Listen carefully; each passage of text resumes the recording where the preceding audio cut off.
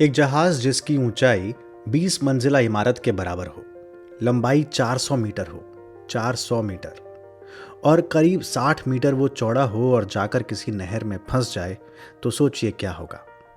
यही हुआ सुएज नहर में फंसे एक बड़े मालवाहक जहाज का। इस विशालकाय कंटेनर शिप का नाम है एवर गिवन, जिसे एक ताइवान की कंपनी एवरग्रीन संचालित करती है। इसलिए आपने अगर वो तस्वीरें देखी हों जहाज़ की तो उस पर एवरग्रीन लिखा हुआ है। ये जहाज़ दरअसल विश्व के कुछ बड़े जहाज़ों में से एक है और ये फंस गया है सुएज नहर में। और फंसा भी ऐसा वैसा नहीं है, बल्कि आड़ा यानी तिरछा जाके फंसा है। यानी अब ना वहाँ से कोई आ सकता है ना कोई जहाज़ जा सकता है। जो जहाँ है वहीं फंस गया है और इसका असर पड़ रहा है विश्व के व्यापार पर, क्योंकि आप जानते हैं ये नहर भूमध्य सागर को लाल सागर से जोड़ती है। एशिया और यूरोप के बीच का ये एक रास्ता है जो कि बाकी रास्तों से छोटा है, लेकिन अब यहाँ पर कोई आवाजाही नहीं हो रही है।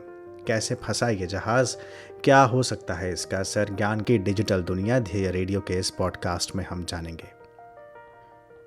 तो मंगलवार की सुबह सुएज बंदरगाह के उत्तर में एक घटना घटित होती है और चीन से नीदरलैंड जा रहा एक जहाज, नीदरलैंड के बंदरगाह शहर रॉटरडम जा रहा एक जहाज सुएज नहर के मध्य में जाकर फंस जाता है।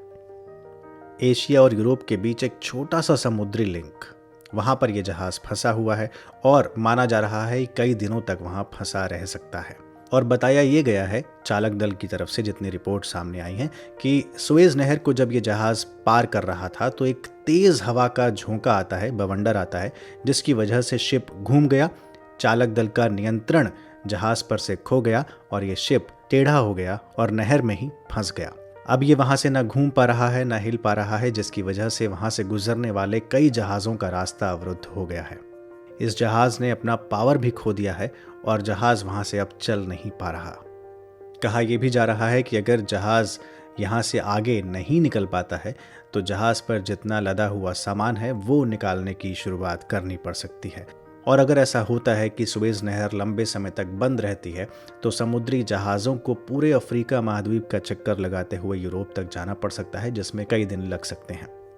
हालांकि इस जहाज़ को वहां से निकालने के लिए बड़े पैमाने पर टग बोट्स यानी जहाज़ों को जो धक्का देने वाली ताकतवर बोट होती हैं उन्हें तैनात किया गया है, लेकिन आशंका यही है कि शायद इससे भी काम ना चल पाए, क्योंकि ये जहाज़ जितना बड़ा है वैसे जहाज़ बहुत कम हैं। सुएज नहर के बारे में आप जानते ही हैं। 1859-60 के आसपास एक फ्रांसीसी इंजीनियर फर्डिनेंड की देखरेख में इस नहर के निर्माण की शुरुआत हुई थी। इसकी लंबाई चौड़ाई को लेकर अलग अलग आंकड़े मिल रहे हैं, क्योंकि जब ये नहर बनकर तैयार हुई थी तब उसकी लंबाई और चौड़ाई कुछ और थी, जबकि 2015 में इसको और गहरा किया गया, इसको और चौड़ा किया गया।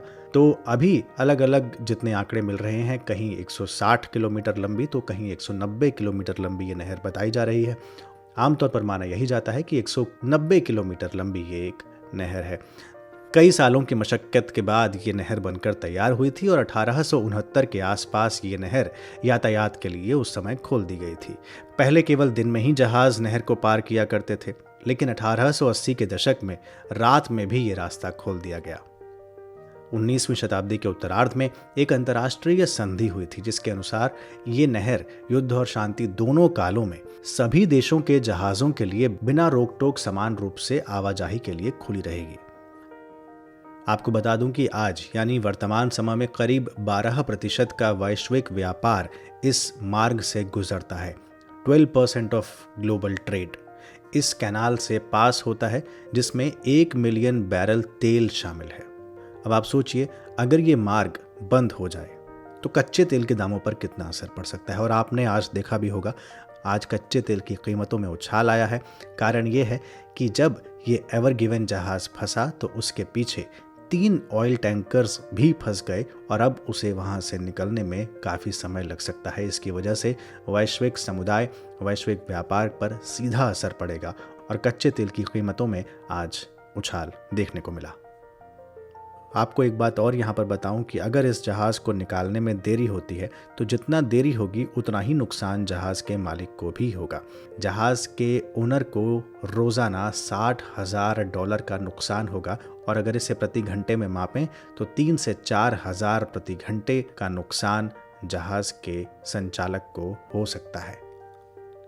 स्विस कैनाल अथॉरिटी की तरफ से जो आंकड़े सामने आए हैं उसमें बताया गया है कि इस नहर से 28% कंटेनर शिप्स पास होते हैं, 27% ऑयल टैंकर्स, 22% बल्क में जो सामान जाता है वो पास होता है, 8% जनरल कार्गो, फिर कार कैरियर्स यानी कार जो आती जाती हैं उनकी आवाजाही भी इसी कैनाल से होकर गुजरती है, फिर liquefied natural gas LNG ships भी यहाँ से पास होती हैं, उनकी संख्या 4% है।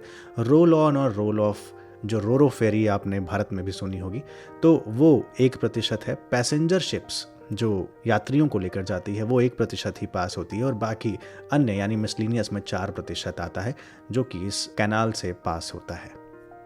आपको याद होगा साल 2014-15 में जब इस नहर पर काम किया गया था तब मिस्र के राष्ट्रपति अब्दुल फतह अल सीसी ने ये कहा था कि ये समुद्री मार्ग विश्व के लिए किसी तोहफे से कम नहीं है और मैंने जो प्रॉमिस किया था, मैंने जो वायदा किया था वो आज मैं पूरा कर रहा हूँ।